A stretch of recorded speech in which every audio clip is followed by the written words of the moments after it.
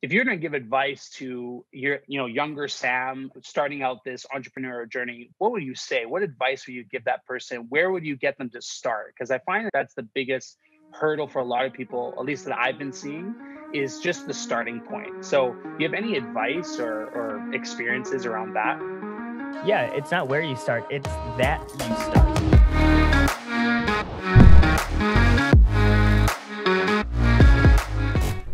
Yeah, Sam, thank you first off so much for letting me come on and just speak with you. I've been following you on LinkedIn for I think about a year, and you've just been producing a lot of awesome content, man. So I first off really appreciate the format, being on the show and talking with you, man. But about myself, my name is Kyler Miles. I'm a content manager at a company here in Montreal, Quebec, a startup organization that does web development. But really what I like to define myself is I started my career in sales and marketing, did the corporate job for a while, and wound up falling in love, moving across the country to Montreal, and then stumbling upon this creative industry. And within about a year and a half, I actually made it my full-time job. So out of that, I started my own podcast called the Making It Happen podcast, where I try to help people like myself go through that motion, discover their passion, and see how they can make it happen.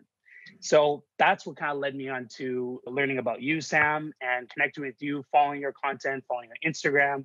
And then I saw you open up this texting platform, and now I'm here. So it's crazy opportunity what social media can do, but that's who I am. I'm a video guy, I'm a well rounded content creator, and I guess a podcaster now. I love it, man. Thanks for jumping on. I'm excited to chat more. Awesome, man. Yeah, no, I just really appreciate the opportunity. And really what I wanted to take this conversation is learn more about you. And I've listened to your podcast. And you have shared a lot about your life, but I want to dive deep into you're a young guy, right? And you Mm. don't see a lot of young entrepreneurs that promote what you promote. What I see is they promote the Ferrari, the babes, the cash, the chain. And I was about that life once upon a time too. And I want to know about Sam and who taught you these things? Like, how did you discover mindset and understanding about business and understanding about networking and marketing? For a young entrepreneur, you're doing very well from an outside social media perspective. And I can see the discipline and practice you put in. So it's a big question, but I just want to learn more about what you do on a day-to-day basis and how did you get started on this entrepreneurial journey? Yeah, man. Thanks for the question. It's a fantastic question as well. And I know there's a ton of layers that we're going to dive into really after this. But the answer, I don't have a straightforward answer besides just consistent information from sources I trust into my ears. So like Gary Vee, Tom Bilyeu being probably the main two people that I got into their content super early on, and I just stuck with their messages. And if you see what Gary's producing, if you see what Tom Bilyeu is producing, they're not producing content centered around Ferraris and money and chains and watches and stuff. And I'm huge into culture. I love that. I want the Jordan Dior's and stuff like that. I love shoes. I love stuff like that. I love cars, but I know I'm not to the point where I can afford all of that yet. Will I down the road? Yeah, I will. And you just need to have confidence in yourself that you can get to that point. But as far as what I create, what I promote, I simply try to implement the best things and best tactics and best lessons I've learned through those people like Gary, like Tom, into my own life. And Mhm. if something sticks with me, then I promote it onto social. I promote it on the Instagram stories or TikTok or LinkedIn or whatever it is on social. Like meditating being an example. It's okay, I'm not going to just blindly talk about meditating. I'm going to try it, see if I can implement it into my life, build a habit around that, and then talk about, hey, this is how meditation has helped me. Same with reading, same with waking up early, same with just networking, same with any of these things that we talk about that a lot of like young entrepreneurs don't really talk about. Again, like you said, we've all been there, we've all done that, we've all wanted Ferraris and chains and to live that life or see Yeah. that perceived life on Instagram. But from a very early stage, I just made a commitment to myself that I'm just going to document my story. I'm just going to simply share my life. And my life isn't centered around money and Ferraris and girls and living a rapper's life or anything. That's not what I relate to. That's not what people relate to me with. I'm a kid. I'm 21 years old. Have a few online businesses, and I'm gonna go through that story of documenting my life and just share with my actual experiences. And If you like it, then awesome. If you don't, then awesome. I'm out here doing me. And that's the best way I could describe it. I love that, man. And it's so true. I can see like the passion just from you talking about it. And like you mentioned it right there, like we may not be able to afford it, but there's so many people on Instagram that I see faking it. And again, I'm guilty of this. I'm not pretending like I'm a saint. I was like that too. I saw the fast cars and I wanted that life. And I only posted if it was Instagram approved. And so seeing the vulnerability that you post and the you post about a lot of different topics that not necessarily a young guy like yourself would normally talk about. So it's very interesting. Maybe I can ask you this from now entrepreneurship has become the cool thing and a lot of people want to go down this path. I know I'm going down this path. I'm a young guy like yourself and I'm always looking for creatives and other people I can look up to and learn from. If you're going to give advice to your, younger Sam starting out this entrepreneurial journey, what would you say? What advice would you give that person? Where would you get them to start? Because I find that that's the biggest hurdle for a lot of people, at least that I've been seeing, is just the starting point. So do you have any advice or experiences around that? Yeah, it's not where you start, it's that you start. And that's the stickiness of Mhm. it. At I the love start, that. I'm sorry. I love that. That's perfect already.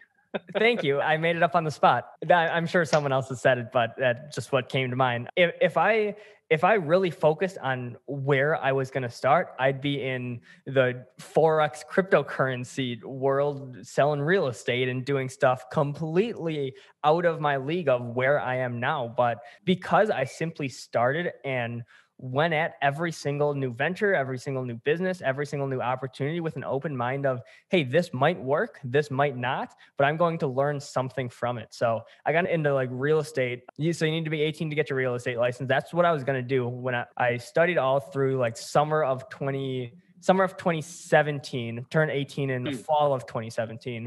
So I was going to get my license like when I turned 18, get into real estate, but then summer worth of different courses and just getting like deeper information about, hey, what does real estate do? What are the different opportunities in it? I quickly found out, okay, I couldn't see myself doing this for more than 2-3 years down the road. So I pivoted. I'm like, okay, scratch that. I learned what I didn't want to do. Then I got into Forex and cryptocurrency and then e-commerce and drop Mm. shipping. And throughout that whole process, I was just simply documenting that journey through video, whether it's Snapchat stories or Instagram stories with literally zero followings and just a few people that followed me from my high school that razzed me for doing videos. That's where I started from a video perspective. And the opportunities kind of just fell into my lap from there. Like everything aligned. I got onto LinkedIn video in 2018, late 2018. And that's when really my video world really clicked. But it wasn't until after I tried 5, 6, 7 different ventures before that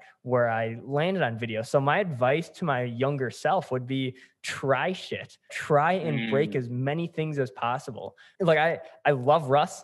He's one of my favorite artists out there, but he has a quote in one of his songs that says, "You're going nowhere fast. Something direction is more important than speed." And I paraphrase something like Yeah, that. yeah, yeah. Love Russ, but I disagree with that because if I really focused on the direction of my life at that point, I would have no idea what way to point, but I needed to get going and moving somewhere. Again, I think any sort of momentum you're building in your life is good momentum, no matter if it's completely the opposite direction of where you eventually want to go. You never know where you want to go when you're first starting. So I'd say just move Yeah, fast, test a bunch of different things, fail a ton, but learn a ton in that process. And I think that's the fastest way you can learn. I love that. You said something really important there, like sampling, trying, right? If you don't know where to start or how to start, look to what interests you. For me, that was I audited who I followed on Instagram, and I noticed I followed a bunch of photographers and videographers. Like I was just super interested in what they were creating. And then I realized, like, as a kid, I went to acting school. Like, I learned a little bit of acting, never pursued it really, but that was an interest of mine. And so determining the interest and then trying, you said, try crypto, you tried real estate, you tried all these different ventures before figuring out video and then creating your own company out of it was the thing for you. And maybe when you're 30, that might change. And Mhm. so another thing you said, pivot, like people are so afraid to change. And I think this year really taught us that change could happen in an instant. And this is probably the biggest thing in our lifetime that we'll see. The market crashing and COVID hitting and everyone isolating. It's changed everything, right? I love what you said there. My next question for you is, so now you figure out what you want to do. How do you overcome that fear of just putting yourself out there? Because you and I, we're video guys, right? So we're used to putting ourselves out there. We've done hundreds and hundreds of hours on video, either behind or in front. For someone just starting out, it doesn't have to be video, it could be anything. How do you get over that fear of people's opinions, right? Because we share everything with the world, with Instagram, with TikTok, with LinkedIn. We're living in a sharing world. You have to, if it's not online, it didn't happen. So how do you get over that fear of you posting that thing? And I don't know about you, but sometimes I would spend hours on a project or piece of work, and I'm scared to press that upload button, to press that publish button. Any advice around that? Reps. Get your reps in. And if you want a good laugh, go on my Instagram at SamXLister and scroll all the way down to my very first video. There's like 600 posts in between, but I still have my very first videos on there, and they sucked. They were so bad and they're so cringy, but I'm never going to delete them because it's an awesome reminder of where I started and how far I've come as far as just being comfortable in front of the camera. It's going to be weird. It's going to be awkward. You're going to hate how you sound. You're going to hate how you look. And that's pretty consistent. That's pretty consistent no matter who you're talking to. If you ask someone, oh, how was your first video?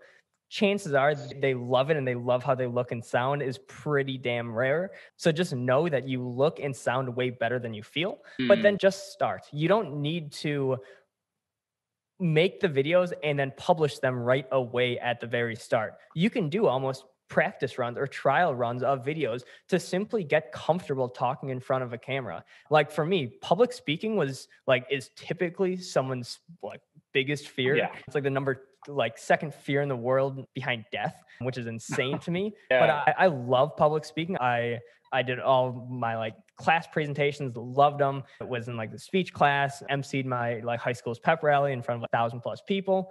But then when I was alone in my room for the first time recording my video with my iPhone, I was absolutely terrified. And it took me good 16, 17 tries or something like that to publish a 1-minute Instagram video, just saying thank you. And this is what my Instagram account is going to be. But it just shows that it's consistency. You just need to keep going and just push through that initial discomfort because it does get easier. Like anything, like driving a car, kissing a girl, whatever it is, shit gets easier over time. Just get your reps in and do more of it. I like what you said, asking someone out. The first time, I think we all can relate, asking whoever out, girl, guy, you were probably really nervous and probably stumbled on your words a little bit. So 100%, I absolutely love that. Maybe for a last tip is, what is your biggest lesson for this year? I think there could be a lot of value in giving people and sharing. What did we learn this year? And how can we apply it into 2021? Dig deep in yourself. I think that's the biggest thing. We live in such an information, attention-rich economy where we are constantly barraged with new information and new headlines and new videos and new podcasts that it's so easy to, from the very second we wake up to the very second we go to bed, is to have something in our ears, something in our faces all of the time, 24/7, or just conversations around us. I think this year has been a year of intrinsic, I guess, like an introspective way of looking in yourself, of sit with your thoughts once in a while, get into meditating, sit with actually who you are. Like if you can sit alone without your mind consuming your whole life and your whole day to day, you're in a really solid place. And I think this year has been one of the best years to dig a little deeper into yourself, because a lot of the time, myself included, it's so easy to go through life and just go through the motions, be on Instagram, scroll through Instagram, make content on Instagram, TikTok, LinkedIn, you name it, run a business, go to your job. And there's not a lot of time, like self-time. So I think make time for yourself, sit in silence and sit with your own thoughts and feelings, because I think that's one of the most life-changing things you can do. Like one of the only, I guess like the two only constants in life is change itself and your breath. If you really think about that, there's not one thing you have in life besides your breath from the moment you wake up to the moment you die. So it's like people don't focus on that. So sit with your breath. What does that mean? How does that feel? And a lot of people have never done that.